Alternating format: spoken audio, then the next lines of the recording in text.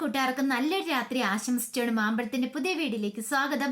ആദ്യമായിട്ട് കാണുന്നവരാണെങ്കിൽ ചാനൽ ഇഷ്ടപ്പെട്ട ഒന്ന് സബ്സ്ക്രൈബ് ചെയ്യാൻ മറക്കരുത്. അതോടൊപ്പം തന്നെ കണ്ടുകൊണ്ടിരിക്കുന്ന എല്ലാവരുടെ സപ്പോർട്ടിലേക്കും തുടർന്നും പ്രതീക്ഷയുണ്ട്. നമുക്ക് നേരെ ഗൗരിയുടെ ശങ്കറിന്റെ ഒക്കെ നാളത്തെ ഒരു അടിപൊളി പ്രമോ വിശേഷത്തിലേക്ക് അങ്ങോട്ട് പോയാലോ. നാളത്തെ പ്രമോ വിശേഷത്തിൽ കാണിച്ചിരിക്കുന്ന ആദർശനെ അങ്ങനെ ഇഷ എണ്ണാറ വരപ്പിക്കുകയാണ് വേണിയിട്ട്.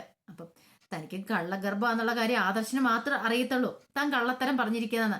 പക്ഷെ ബാക്കി വീട്ടിലുള്ള ആർക്കും അറിയത്തില്ലോ. അപ്പൊ രഞ്ജുവിന്റെ പേരും പറഞ്ഞിട്ട് ആദർശനെ വരച്ച് വരെ നിർത്തുവാണ് വേണി. അതിന്റെ വിശേഷങ്ങളും അതോടൊപ്പം തന്നെ കമല വീട്ടിൽ നിന്ന് പോവാണ്. അങ്ങനെ ചാരങ്ങാട്ട് വീട്ടിൽ നിന്ന് കമല പടിയിറങ്ങുവാണ്. അതിന്റെ വിശേഷങ്ങളൊക്കെയാണ് നാളെ നമ്മൾ കാണാൻ പോകുന്നത്. ഇന്ന് നമ്മൾ അവസാനം കണ്ടു ഗൗരി അങ്ങനെ മഹാദേവന്റെ തങ്കച്ചിയുടെ എല്ലാവരുടെയും കള്ളത്തരങ്ങൾ കണ്ടുപിടിക്കുമായിരുന്നു. കാരണം ഒരു കുഞ്ഞിനെ പ്രസവിക്കാൻ കഴിയില്ലെന്നുള്ള കാരണത്താല് കമലനെ ഒഴിവാക്കാൻ ശ്രമിക്കുക ചാരങ്ങാട്ട് വീട്ടിൽ നിന്ന്. പിന്നീട് ശേഖരനെ കൊണ്ട് വേറെ വിവാഹം കഴിക്കാനായിട്ട് നോക്കുമായിരുന്നു. ഇത് അറിഞ്ഞു കഴിഞ്ഞപ്പോ ഗൗരിക്ക് സഹിച്ചില്ല. ഗൗരി വന്ന് തങ്കച്ചീനെ മഹാദേവനെയും ഒക്കെ ചോദ്യം ചെയ്യുന്നുണ്ട് ഇതിന്റെ പേരും പറഞ്ഞ്. അവസാനം മഹാദേവൻ പറഞ്ഞു, അതെ എനിക്ക് ഇവിടെ ഒരു പേരക്കുഞ്ഞ് വേണം, അതിന് തരാനായിട്ട് കമലയ്ക്ക് കഴിയില്ല. അങ്ങനെയുള്ള അവളെ ഇവിടെ നിർത്തിയിട്ട് കാര്യമില്ല, ശേഖരനെ കൊണ്ട് അതാ ഞാൻ വേറെ കല്യാണം കഴിപ്പിക്കണേന്ന് പറയാം. ഗൗരി പറഞ്ഞു, ഇതിനൊരിക്കലും ഞാൻ സമ്മതിക്കില്ല, കമലയടുത്തിനെ ഈ വീട്ടിൽ നിന്ന് പറഞ്ഞു വിടാൻ സമ്മതിക്കില്ലെന്ന് പറയണം. അവസാനം ശങ്കർ അങ്ങോട്ട് വന്നു. ശങ്കർ വന്നിട്ട് ഗൗരിനെ അങ്ങ് കൂട്ടിക്കൊണ്ട് പോവാണ്. എന്ന് ചോദിച്ചു, നിനക്ക് എന്തിന്റെ കേടാ ഗൗരി, നീ എന്തിനാ ആവശ്യമില്ലാത്ത കാര്യത്തിലൊക്കെ തലയിടുന്നതെന്ന് ചോദിക്കുക. എന്താ ശങ്കർ ഈ പറയണേ? കമലടുത്ത് ഇത്രയും കാലം ചേരേണ്ട ഭാര്യയല്ലേ, ഈ കുടുംബത്തിലേക്ക് ആദ്യം കയറുവെന്ന കമലടുത്തല്ലേ. കമലടുത്തേക്ക് ഈ എങ്ങനൊരു അവസ്ഥ ഉണ്ടാക്കി കൊടുത്ത ആരാ? ശരിക്കും ചേരേട്ടൻ തന്നെയല്ലേ. എത്ര തവണ കമലടുത്ത് ഗർഭിണിയായതാ, 4 or 5 വട്ടം ആയതല്ലേ. എന്നിട്ട് ഒരു തവണ വലിയൊരു കുഞ്ഞിനെ കമലടുത്തേക്ക് കൊടുത്തില്ല അയാള്. ദുഷ്ടനായ അയാള്. അങ്ങനെയുള്ള അയാൾ ഈ ചതി വീണ്ടും കമലടുത്തോട് ചെയ്തു. അവസാനം കമലടുത്ത ഗർഭപാത്രം വരെ അയാൾ കാരണം ദുഷ്ടം കാരണം ഇല്ലായ്മ ചെയ്യേണ്ടി വന്നു. എന്നിട്ടോ വീണ്ടും അയാൾ വേറെ കല്യാണം കഴിക്കാൻ പോന്നു. ഇത് ശരിയാണോ ശങ്കർ എന്ന് ചോദിക്കണം. ശങ്കർ, നീ കൂടുതൽ ശരിയും തെറ്റിയൊന്നും ആലോചിക്കാൻ പോണ്ട, എന്റെ അച്ഛനടുത്ത് തീരുമാനമാ. ഇപ്പൊ അച്ഛന്റെ ആവശ്യം എന്താ? ഒരു പേരക്കുഞ്ഞിനെ കിട്ടണം, അത് മാത്രമാണ് അച്ഛന്റെ ആഗ്രഹം, അച്ഛനെ കൊഞ്ചിക്കാനായിട്ട്. അതുകൊണ്ടാണ് ശേഖരേട്ടനെ കൊണ്ട് വേറെ വിവാഹം കഴിപ്പിക്കണേ. അല്ലാതെ കമലടുത്തിനെ ഇഷ്ടമില്ലാഞ്ഞിട്ടൊന്നും അല്ല. കമലടുത്ത് ഈ വീട്ടിൽ നിന്ന് കഴിയുമ്പം അതൊരു തടസ്സമാകും, അതുകൊണ്ടാന്ന് പറയാം. പക്ഷെ ഗൗരിക്ക് അതങ്ങോട്ട് ഉൾക്കൊള്ളാനായിട്ട് സാധിച്ചില്ല. ഗൗരി നോക്കിക്കഴിയുമ്പോഴത്തേനും എല്ലാ ക്രൂരതകളും കമല ഏറ്റുവാങ്ങി. അവസാനം പടിയടച്ച് വെണ്ടം വെക്കുന്ന പോലെ അങ്ങോട്ട് ഇറക്കി വിടുകയെന്ന് പറഞ്ഞിട്ടുണ്ടെങ്കിൽ അത് ശരിയായിട്ടുള്ള കാര്യമല്ലല്ലോ.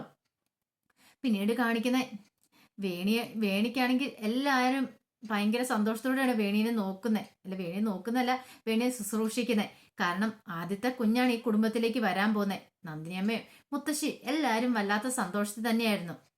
പിന്നീട് നന്ദിനിയമ്മ വേണിനെ അടുത്ത് പിടിച്ചിരുത്തി ഓരോ കാര്യങ്ങളൊക്കെ പറഞ്ഞ് ഉപദേശിക്കുകയാണ്. അങ്ങനെ ചെയ്യരുത്, ഇത് ചെയ്യരുതെന്നൊക്കെ പറഞ്ഞുകൊണ്ട് മനസ്സെപ്പോഴും ഹാപ്പി ആയിരിക്കണം. പണ്ടത്തെ പോലെ ഇങ്ങനെ എടുത്തടിച്ച് വർത്താനമൊന്നും പറഞ്ഞുകൊണ്ട് നടക്കരുത്. വയറ്റി വളരുന്ന കുഞ്ഞ് അതൊക്കെ കേട്ടാ പഠിച്ചു വളരുന്നതെന്നൊക്കെ പറയുകയാണ്. എല്ലാം കേട്ട് കഴിഞ്ഞപ്പം വേണി അതിനെല്ലാം എസ്സും മൂടുന്നുണ്ടായിരുന്നു. ഇപ്പൊ ആദർശം അങ്ങോട്ട് വന്നു. ആദർശനെ കണ്ടു കഴിഞ്ഞപ്പോ നന്ദിനിയും പറഞ്ഞു, അതെ ഇനി പണ്ടത്തെ പോലൊന്നും അല്ല, നീ ഒരു അച്ഛനാകാൻ പോവാ, അതിൻ്റെതായ ഉത്തരവാദിത്തങ്ങളൊക്കെ കാണിക്കണം കേട്ടോ. വേണിയോടാണെങ്കിലും നീ വെറുതെ ദേഷ്യപ്പെടുകയും ചെയ്യരുത്, അവളുടെ മനസ്സിന് സങ്കടം ഉണ്ടാക്കുന്ന ഒരു കാര്യങ്ങളും ചെയ്യലെന്ന് പറയാം. ആദർശ് പറഞ്ഞു, അതെ വേണി കിട്ടിയ അവസരം ശരിക്കും മുതലാക്കുവാണ്, കൊള്ളാലോ. പിന്നീട് വേണിയുടെ ചല്ല മോൾക്ക് എന്തെങ്കിലും ഇഷ്ടമുള്ളതൊക്കെ ഉണ്ടോയെന്ന് മുത്തശ്ശി ചോദിക്കുകയാണ് കഴിക്കാനായിട്ട്. എന്തൊക്കെ വേണമെന്ന് മോള് പറഞ്ഞാൽ മതി, അത് ആദർശനെ വിട്ട് നമുക്ക് മേടിപ്പിക്കാന്ന് പറയാം. വേണി ഒരു നീണ്ട ലിസ്റ്റ് തന്നെ പറയുകയാണ്. അവസാനം ആദർശന് മനസ്സിലായി ഇപ്പോൾ തനിക്കിട്ടൊരു പണി തന്നെ തരുന്നതാണ്. ഈ ലിസ്റ്റ് കേട്ടിട്ട് മുത്തശ്ശിയും ആരതിയും അവരെല്ലാരും കൂടെ പൊട്ടിച്ചിരിക്കുകയാണ്.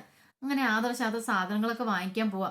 ആദർശം, നിനക്കിട്ട് ഞാൻ വെച്ചിട്ടുണ്ട്, രഞ്ജുവിന്റെ പേര് പറഞ്ഞില്ലേ ഇപ്പൊ നീ എനിക്കിട്ട് പണി തന്നോണ്ടിരുന്നേ, അധികം വൈകാതെ നിന്റെ കള്ളഗർഭം ഞാൻ പൊളിച്ചെടുക്കുന്നു. പക്ഷെ വേണി എന്തോ വിട്ടുകൊടുക്കുന്നു. രഞ്ജുവിന്റെ കാര്യം പറയുമെന്നും പറഞ്ഞിട്ട് ഭീഷണിപ്പെടുത്തിയിട്ടാണ് ആദർശനെ കൊണ്ട് ഈ സത്യം പറയിക്കാത്തെ. ഇന്ന് വരെ അവര് ഭാര്യ ഭർത്താക്കന്മാരായിട്ട് ജീവിച്ചിട്ടില്ല, പിന്നെ ഇങ്ങനെ ഒരു കുഞ്ഞുണ്ടാവുന്നേ. പക്ഷെ എങ്കിൽ വേണിക്കറിയാം ഈ സമയത്ത് ആദർശനൊന്ന് പിടിച്ചു നിർത്തണമെങ്കിൽ ആ രഞ്ജുവിന്റെ ആ കാര്യത്തിൽ ഒരു തീരുമാനം വരുത്തണമെങ്കിൽ ആദ്യം തനിക്ക് ഇങ്ങനെയൊക്കെ ചില കള്ളത്തരങ്ങൾ കാണിച്ചേ പറ്റുള്ളൂ. അതിന് വേണ്ടിയിട്ടാണ് അവസാനം ഈ കള്ളത്തരം ഒന്ന് സത്യമാക്കി എടുക്കുകയും ചെയ്യണം. ആ ഒരു ഉദ്ദേശമൊക്കെ ആയിരുന്നു വേണിയുടെ മനസ്സിലുണ്ടായിരുന്നേ. പക്ഷേങ്കിൽ നന്ദിനിയമ്മയും മുത്തശ്ശിയൊക്കെ സന്തോഷം കാണും, വേണിക്ക് സങ്കടം വരുന്നുണ്ട്. താൻ അവരെ പറ്റിക്കുവാനുള്ള എന്നൊരു ചിന്ത ഉണ്ടാകുന്നുണ്ട്. പക്ഷെ പിടിച്ചു നിൽക്കാൻ വേണ്ടി വേണി മനസ്സിലോർത്തു, ഇങ്ങനെ ചെറിയ കള്ളത്തരങ്ങളൊക്കെ പറയേണ്ടി വരും, അധികം വൈകാതെ തന്നെ ആ സത്യം ആയിക്കൊള്ളല്ലോ. അങ്ങനെ ഒരു ചിന്തയായിരുന്നു വേണിക്ക് ഉണ്ടാകുന്നത്. ഈ സമയത്തെന്ന് പറഞ്ഞിട്ടുണ്ടെങ്കിൽ കമല എന്ത് ചെയ്യുവാണ്, കമല തന്റെ ബാഗെല്ലാം പാക്ക് ചെയ്ത് വെച്ചു വീട്ടിലേക്ക് പോവാനായിട്ട്. ഗൗരി വന്നിട്ട് പറഞ്ഞു, കമലടുത്തി പോവരുത് എന്ന് പറയാണ്. കമല പറഞ്ഞു ഇല്ല ഗൗരി, ഇനിയിപ്പം ഞാനിവിടെ നിൽക്കുന്നോണ്ട് അർത്ഥമില്ല. ശേഖരേട്ടൻ വേറെ കല്യാണം കഴിച്ച് ഇങ്ങോട്ട് കൊണ്ടുവരും. പിന്നെ ഞാൻ എന്ത് ചെയ്യും? എനിക്കിവിടെ നിൽക്കാൻ പറ്റില്ലല്ലോ എന്ന് പറയണം. എനിക്ക് എൻ്റെ ഏക പ്രതീക്ഷ എന്നൊരു കുഞ്ഞായിരുന്നു. ആ കുഞ്ഞെന്നുള്ള മോഹം പോയി. ഇനി ഞാൻ എങ്ങനെ ജീവിക്കുമെന്ന് എനിക്ക് അറിയില്ല ഗൗരി എന്നൊക്കെ പറഞ്ഞ് സങ്കടപ്പെടുകയാണ്. ഗൗരിക്കും വല്ലാത്ത സങ്കടം വന്നു. ഗൗരി പൊട്ടിക്കരയാണ് കമലയുടെ പിടിച്ച്. പിന്നീട് ഹാളിലേക്ക് ഇറങ്ങി ചെന്നപ്പോൾ എല്ലാവരും അവിടെ ഉണ്ടായിരുന്നു. പിന്നെ കമല പറഞ്ഞു ഇത്രയും കാലം എല്ലാവരും എന്നെ നന്നായിട്ട് സ്നേഹിച്ചു. ആ സ്നേഹത്തോടു കൂടി തന്നെ ഞാൻ ഇവിടുന്ന് പടിയിറങ്ങുന്നത്. ഇനി എന്നെ കൊണ്ട് ഒരു ശല്യം ആർക്കും ഉണ്ടാവില്ല. ഞാൻ ഒരിക്കലും ഈ പടി കടന്ന് കയറി വരില്ല. നിങ്ങൾക്ക് ഒരു ബാധ്യമായിട്ട് വരില്ലെന്ന് ശേഖരനോടും കൂടിയായിട്ട് അത് പറഞ്ഞത്. അങ്ങനെ ഇറങ്ങി പോകാൻ നോക്കുന്ന ഗൗരി വന്നിട്ട് കയ്യിലേക്ക് അങ്ങോട്ട് പിടിക്കുകയാണ്. ഞാൻ കമലടത്തിനെ എങ്ങും വിടില്ല. കമലടത്തി ഇവിടുന്ന് എങ്ങോട്ടും പോകാൻ ഞാൻ അനുവദിക്കില്ല എന്നും പറഞ്ഞോണ്ട് ഈ സമയം തങ്കച്ചു പറഞ്ഞു നീ അങ്ങോട്ട് മാറി നിൽക്കുക ഗൗരി. ഇവിടെ തീരുമാനം എടുക്കാൻ ഞങ്ങൾ എല്ലാവരും ഉണ്ട്. പിന്നെ നീ എന്തിനാന്ന് ചോദിച്ചിട്ട് ഭയങ്കരമായിട്ട് ഗൗരിയുടെ കൊണ്ട് ദേഷ്യപ്പെടുകയാണ്. മഹാദേവൻ ശങ്കരനെ പിടിച്ചോണ്ട് പോടാ നിന്റെ ഭാര്യേനെ. അവള് കാണിക്കുന്ന കണ്ടില്ലേ പോലും. ഒരു കാര്യം ചെയ്യാ, അന്നെങ്കിൽ അവളുടെ വീട്ടിലേക്ക് കൊണ്ട നിർത്താൻ പറ. ഇവിടെ എന്തായാലും നിർത്താൻ പറ്റില്ല. ശേഖരനെ കൊണ്ട് ഞങ്ങൾ വേറെ വിവാഹം കഴിപ്പിക്കാൻ പോവാ. അവൾക്ക് അത്ര ഇഷ്ടമുണ്ടെങ്കിൽ ഒരു കാര്യം ചെയ്യട്ടെ, അവളും കൂടി ഈ ഒപ്പം കൂടെ ഇറങ്ങട്ടെ എന്ന് പറയണം. ശങ്കറിന് മനസ്സിലായി അച്ഛനും അമ്മയും അടഞ്ഞിട്ടുണ്ടെങ്കിൽ ഇനിയിപ്പോൾ ഗൗരിയുടെ നിലയിൽ പോലും ഭീഷണിയാവും ഇവിടെ. അതുകൊണ്ട് ഇപ്പൊ ഗൗരീനെ ഇവിടെ നിർത്തേണ്ട തന്റെ ആവശ്യമുള്ളൂ. ഗൗരീനെ പിടിച്ച് വലിച്ചടിച്ചുകൊണ്ട് ഇങ്ങോട്ട് പോവാണ്. ഇങ്ങോട്ട് വരാനും പറഞ്ഞോട്ട് എന്നും പറഞ്ഞിട്ട് കൊണ്ടിട്ട് ആ മുറിക്കകത്തേക്ക് കൊണ്ട് ഇട്ടിട്ട് കഥ അങ്ങ് പുറത്തൊന്നും കുറ്റിയിടുക. നീ അവിടെ കിടക്കുക ഒരു സമയം. നിന്റെ തലയൊന്ന് തണുത്തതിന് ശേഷം മാത്രം നീ പുറത്തേക്ക് വന്നാൽ മതി. ഇപ്പൊ ഞാൻ എന്തൊക്കെ പറഞ്ഞാലും നിന്റെ തലയിലേക്ക് കയറില്ലെന്ന് പറയണം. ഗൗരി അവൾക്കൊന്ന് അലറുന്നുണ്ട്. ശങ്കരനെ തുറന്നു വിട്, കമലടുത്തി പോവാൻ അനുവദിക്കില്ലെന്നൊക്കെ പറഞ്ഞുണ്ട്. പക്ഷെ അതൊന്നും ശങ്കർ കേൾക്കുന്നുണ്ടായിരുന്നില്ല. ശങ്കർ താഴേക്ക് ഇറങ്ങി വന്നു. ഈ സമയം കമല കരഞ്ഞോണ്ട് പടിയിറങ്ങി പോകാൻ തുടങ്ങുമായിരുന്നു. അപ്പൊ ഇനി ശങ്കർ ഒന്ന് തിരിച്ചു വിളിക്കുവോ അതോ ഇനിയിപ്പം എന്താ സംഭവിക്കണമെന്ന് അറിയത്തില്ല. അപ്പൊ ആ വിശേഷങ്ങൾക്കായി നമുക്ക് കാത്തിരിക്കാം കേട്ടോ. നാളെ ഇതിന്റെ ഫുൾ വിശേഷങ്ങൾ നാളെ രാവിലെ തന്നെ വരും കേട്ടോ. ഇപ്പൊ ഗൗരി വന്ന് രക്ഷിച്ചോണ്ട് പോകുമെന്ന് അറിയത്തില്ല. കമല് പോയിട്ടുണ്ടെങ്കിലോ ശേഖരന്റെ 8ന്റെ പണി തന്നെ കിട്ടണ്ടേ. അപ്പൊ ആ വിശേഷമൊക്കെ നമുക്ക് എല്ലാവർക്കും കാത്തിരിക്കാം. ഒരിക്കൽ കൂടി എല്ലാവർക്കും നല്ലൊരു രാത്രി ആശംസിച്ചുകൊണ്ട് നിർത്തുന്നു. നന്ദി.